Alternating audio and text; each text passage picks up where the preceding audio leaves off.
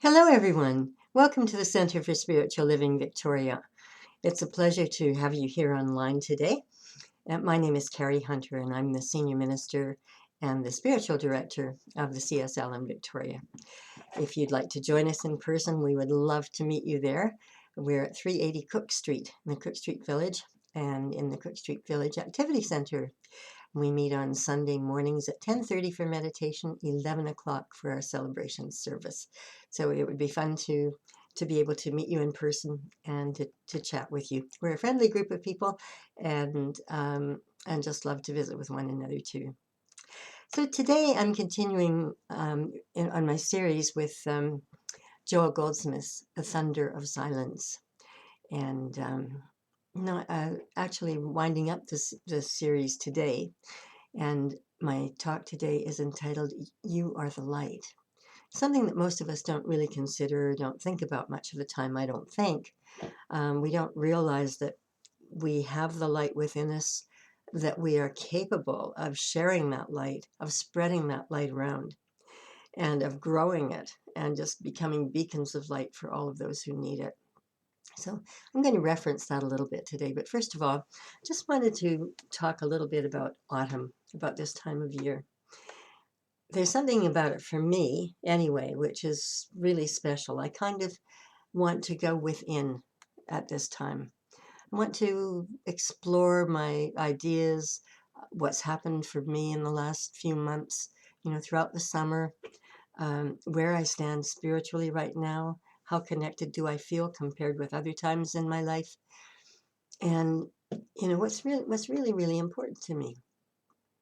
And as I was doing so, of course, I was looking at these gorgeous, gorgeous leaves that we have in Victoria right now. I don't recall them ever being such vivid, vivid colors. And honestly, I have turned corners in my car and just my breath has just been taken away because the colors are so spectacular. And I was looking out my window the other day, thinking about this and noticing that a few of the leaves are starting to fall across the street from where I live. Not a lot of them yet, but a few of them. Excuse me.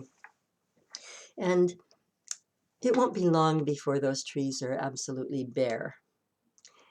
And as I was thinking about that, I was thinking, those trees are not there shivering. They're not frightened. They're not worried that in the spring there might not be any leaves or any buds that are coming out on those trees again.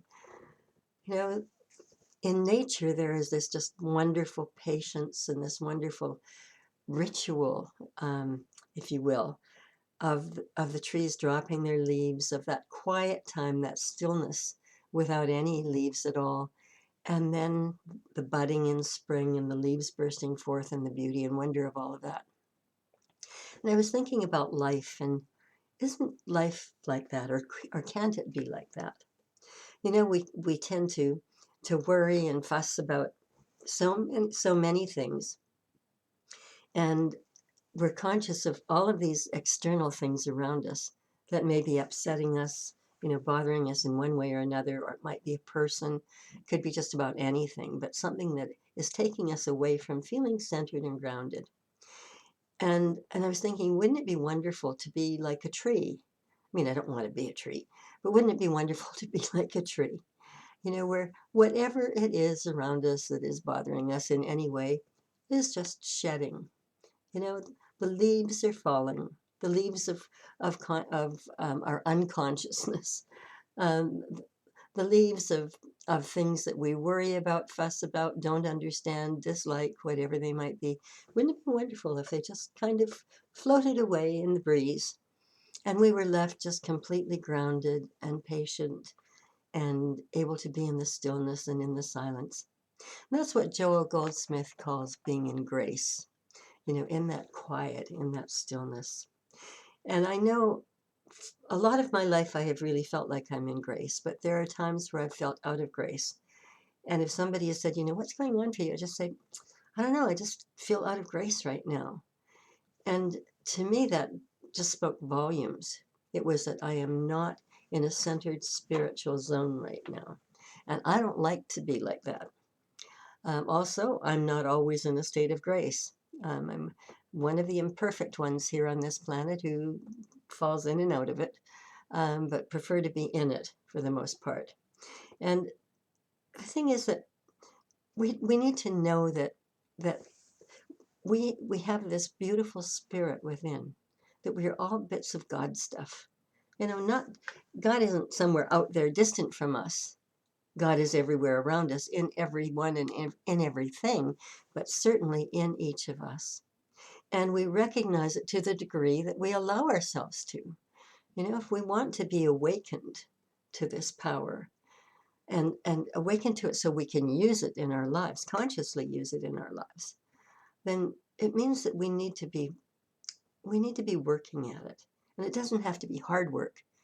It has to be patient work. It has to be about being in the stillness, about being in the quiet, being in the zone, and trusting God. We tend to be saying to God, okay, I want this, this, and this. I want that big house that's on such and such a street. I want a new car. I want a relationship. I want a better job. I want more money. I want. And, what we're doing basically is telling God what to do. We're ordering God around. We're trying to educate God to our needs. Well, think about that. Which is the greater power in our lives? Our ego minds get in the way, and we think that we are. But in fact, the far greater power is the power of God, Spirit, the universe, whatever you want to call it, that is indwelling in us. As Ernest Holmes used to say, with every broadcast, there's a power for good in the universe, and you can use it.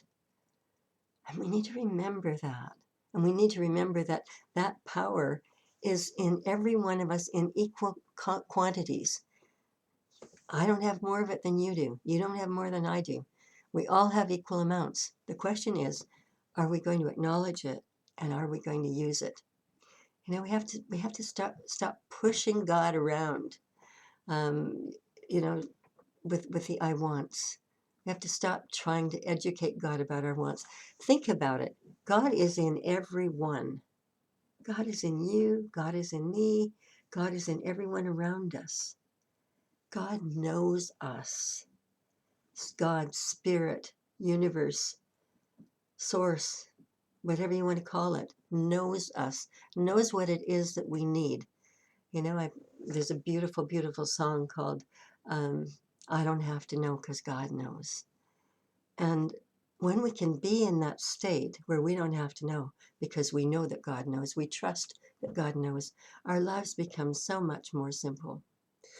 So it's about not expecting God to send us things. Those things already exist. They're there in the supermarket, or they're there down the street, or they're there online.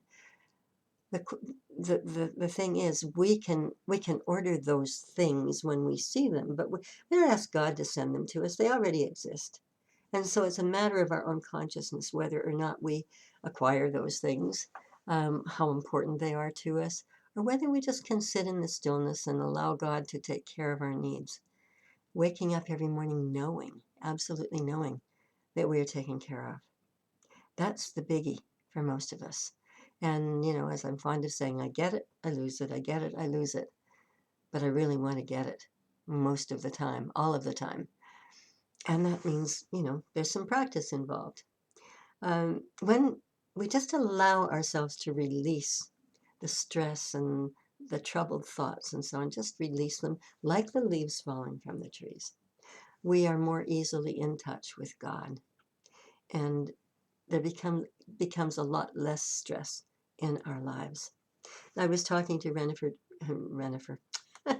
to Reverend Jennifer Tennant the other day. We had dinner, and we were talking about spiritual things, as we most often do when we get together. And I was just saying that, life was really working for me right now. And she, she knows. I said, sometimes I'm in the flow and sometimes I'm not. But right now it just feels like I'm in the flow. And it's such a good place to be. And maybe that's part of fall, part of autumn, and that introspection. Maybe I'm feeling the connection more. I don't know. I haven't sorted that out yet in my mind or in my quiet reverie. But it's something to consider. And as we were saying goodbye to one another that night, I said, I have to stop and pick up a small tin of paint because I'm doing some touch-ups at home. And so I said, I'll be stopping there before I get home. So I did stop off to pick up the paint, and I looked at the shelf, and the price on the shelf said $19.99 for this tin of paint. And I didn't have a thought about it one way or the other. I didn't think, wow, that's expensive or that's too cheap or anything like that. I just thought that's obviously a good quality and that's what I want. And so I took it and I did some other shopping. And then I went to the checkout, and the can of paint scanned at the checkout for 2 cents. And I said, oh, no, no, it's $19.99. And the cashier said, no, it's scanned at 2 cents. And so you pay 2 cents. Um, that's just the way that it works. Well, I laughed and I said, okay, fine. Unfortunately, I had other things in my cart to pay for. I say fortunately because it was only after I got home and I started to think about it that I thought, oh my gosh, we don't have pennies anymore in Canada. So I wouldn't be able to pay 2 cents, and things are rounded off to the closest the closest number, and that would have made it free. It would have been 0 cents. So I was glad that I had some other items to purchase so that it didn't get all confused and, well, what do we do about this? But anyway, when I got home, I was just laughing, and I had to phone Jennifer and tell her about it. That God really has a sense of humor, uh, you know. But it's just, when you're in the flow, unusual things happen, and that's one of the more unusual shopping experiences that I've had. But it also shows how simple it can be, and sometimes I think that we have these simple things happen to us just as a reminder, that we are taken care of, a reminder that there is a higher power at work. And I've had two experiences, another one like that just a couple of weeks ago.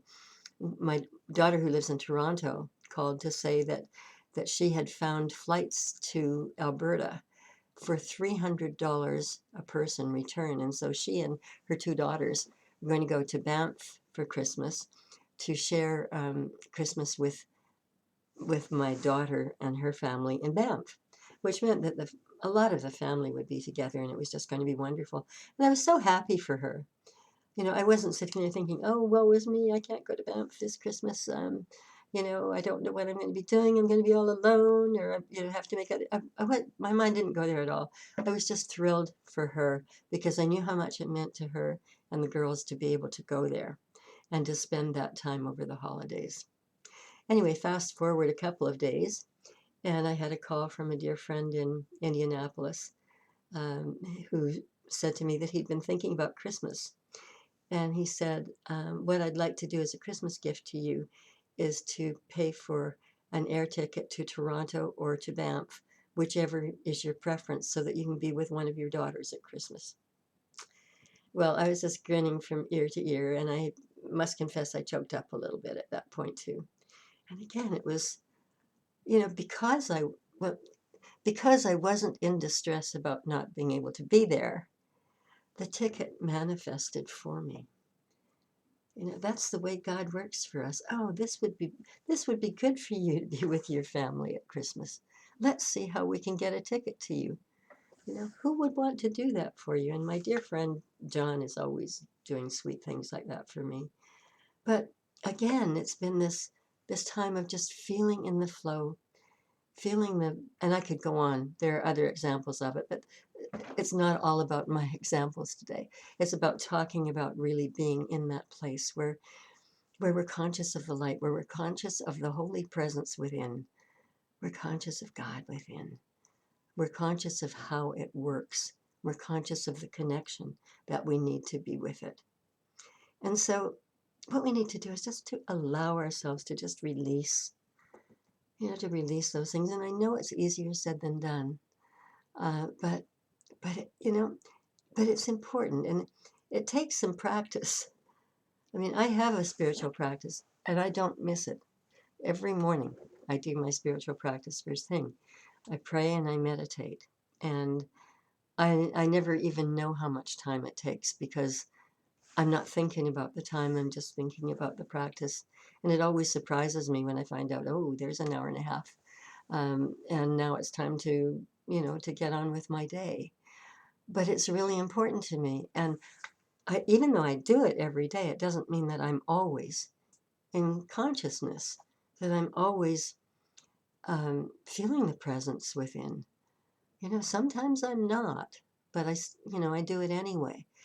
And what I've just reminded myself of this past week is when I'm not feeling the presence and I do my spiritual practice in the morning, to take some time during the day to go into the quiet. As someone said to me this morning, being in the quiet is like, you turn the fan on over your stove and it's going while you're cooking. And then, you become oblivious to it. And then you turn the fan off and all of a sudden there's this, oh, this huge relief because you have this quiet. Well, it's that way with meditation and prayer when it's working too. All that chatter, all of that external noise goes away. And we just go into that sweet, silent place where we can experience the presence within. And so I need to remind myself to do it more often when I'm troubled by anything, to just stop what I'm doing and to sit in the silence for a bit and to allow this presence to fill my heart center so that I can actually feel it and I become more aware of it. And, and to keep on working at it, to have faith that it is always, always working.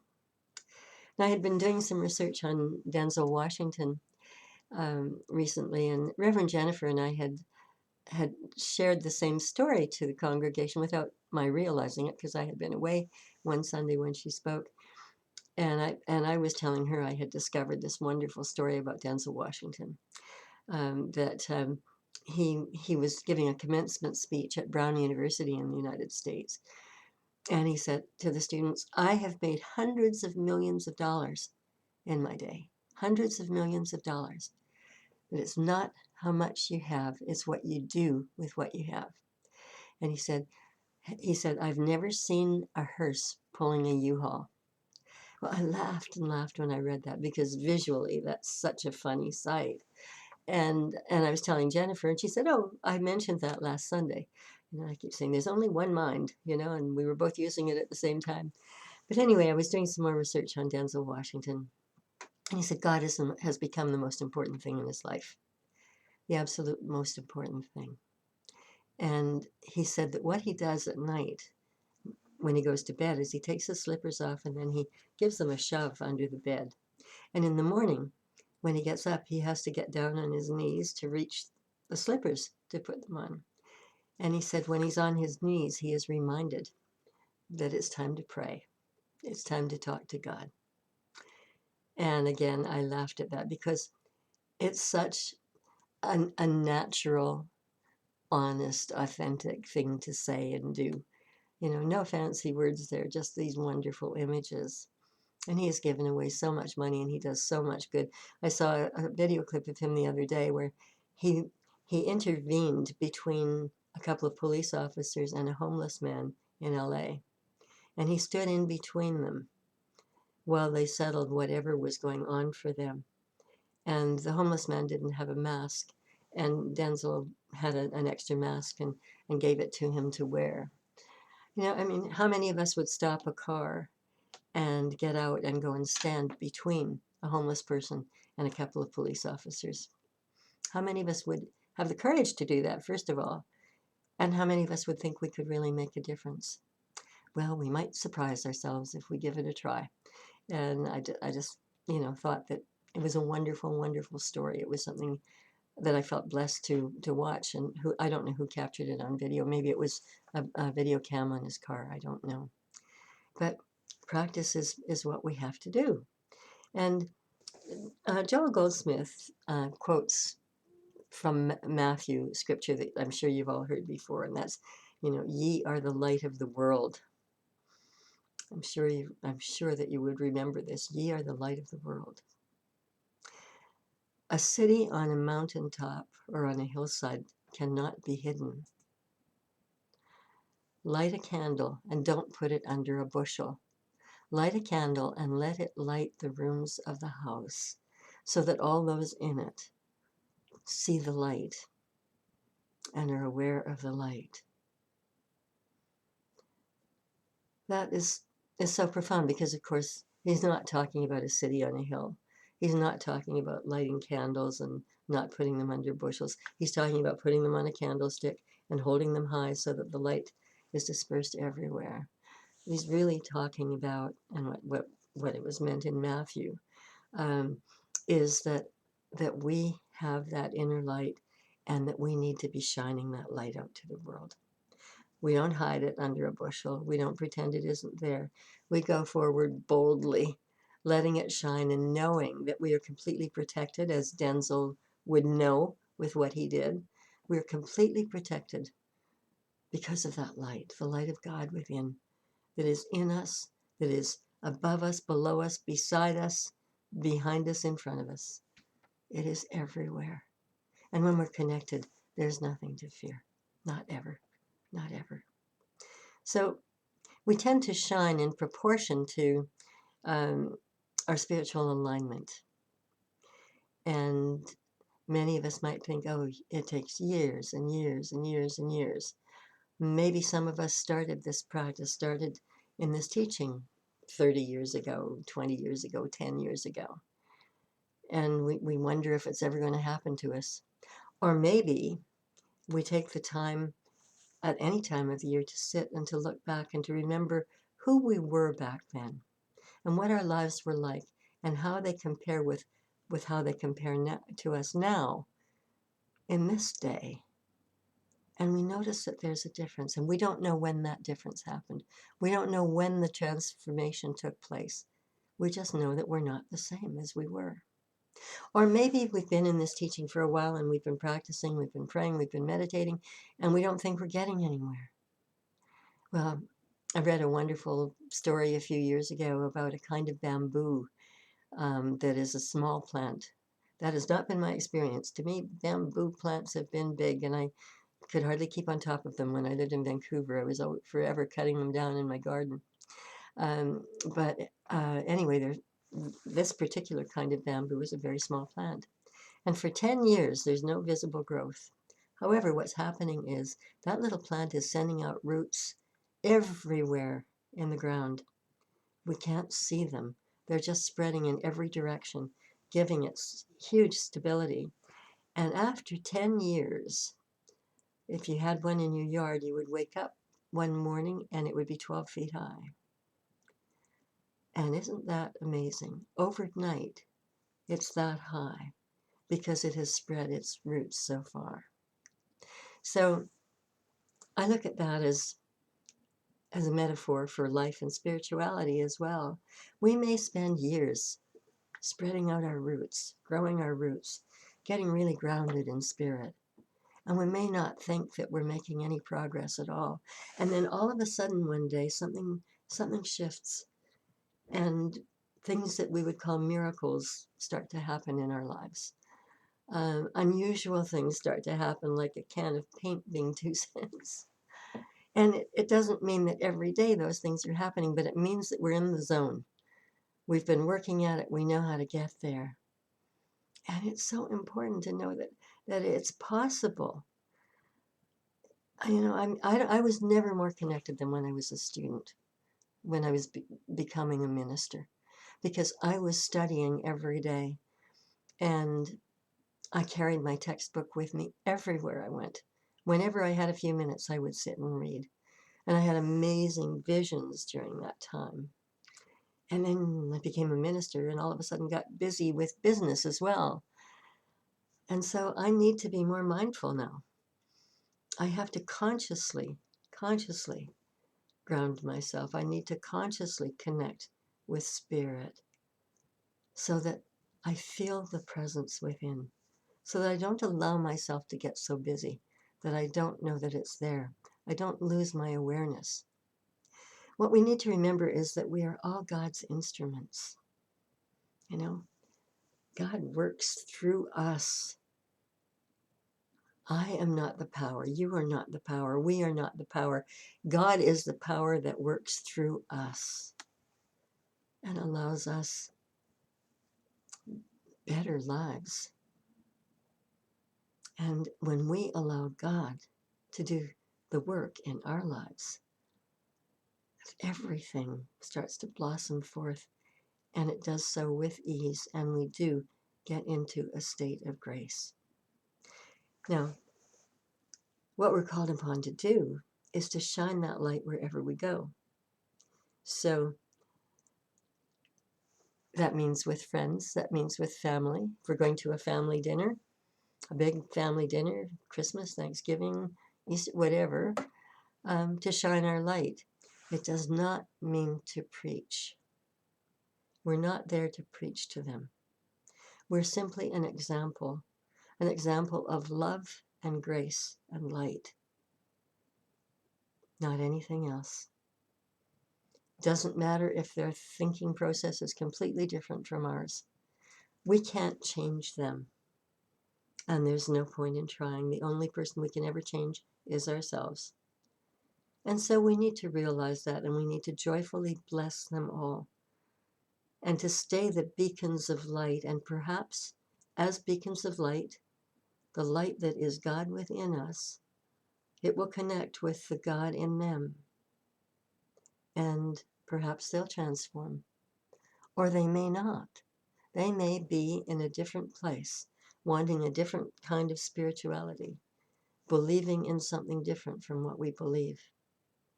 And we have to let that be okay. If we're lights, we are not in criticism. We're not going to put darkness around any table as we're joining family and friends for dinner. We're going to stay in the light and just allow that to raise the vibration wherever we might be. And when we feel ourselves getting out of that space, time to stop and to listen. Listen for that still, small voice. In closing, I want to read to you just a paragraph or two from Joel Goldsmith's book, The Thunder of Silence, because I think it's so relevant, and it really touched me when I read it this week. We become the light of the world as we bring ourselves to a state of consciousness in which we do not battle the errors of the world. In other words, we don't fight any of the stuff around us that we don't like, whether it's personal, political, whatever it happens to be. We don't fight it. We don't resist it. We simply allow ourselves to be strengthened, and we become completely still and let the Spirit of God nullify and dissolve the pictures of sense, nullify the images that we have in our minds, nullify what we have in our hearts. If we are looking at something distastefully, or with hatred, or with dislike, with frustration, let it be nullified by Spirit within. No longer will we struggle with error, but rest, relax, and bear witness to God functioning on earth as in heaven. Above all, we will never forget that we are the 12, the 70, the 200, or as Dr. Holmes said, give me 1,000 people who understand this teaching and who use it, and the world will change. We are the light of our community. We are that one, even if there is not another, who will not succumb to the mesmerism of fear, doubt, hate, envy, jealousy, or malice. We are that one who will be a rock in our community, a rock of silence, welling up within ourselves as peace, and letting that peace descend upon our community and upon ourselves. And so it is. Thank you for being with me today. If you have enjoyed what you have listened to today, we invite you to join us every week and at this space. Also, if you would like to make a donation to our center, we would absolutely be thrilled. And to do that, you can just log on to our website, www.godstuff.org. cslvictoria.org. That's www.cslvictoria.org. And there's a button there that says donate. If you click on that, it will take you to PayPal, and you can either pay on PayPal, or you can look below that for the fine print and pay by credit card if you wish to do that. So, and also, if you would like to make an e-transfer, make that to donate at cslvictoria.org, and it will go directly into our bank account. And also, that particular message will go to our treasurer. So be sure that you put your name and address there if you would like a tax receipt at the end of the year. Thank you so much for being with us. Thank you for all you do. Thank you for who you be in your own community. Thank you for being a light wherever you go. And thank you for remembering that you are the light. No question. You're filled with it. And so it is. Bye for now.